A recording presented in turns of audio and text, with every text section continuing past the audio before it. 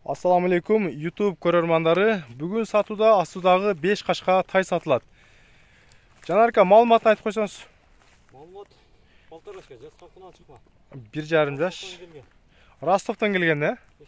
Бойы қанша? 55. 1,55 қош қортымшық болған екен, 1,55 сантиметр. Жетілеп қойыңыз. Мына туғандар көріңіздер, тай өте құрч резвый тай екен. Турған адреси Бишкек шары Степной айылында тұрады. Жанарка, басы қанша болып қалады бұның? 185 мың. 185 мың сом долларын. Болды, доллармен де жазып қойыңыз. Тайдың денсаулығы таза, 4 бұты таза екен. Так жанар, так.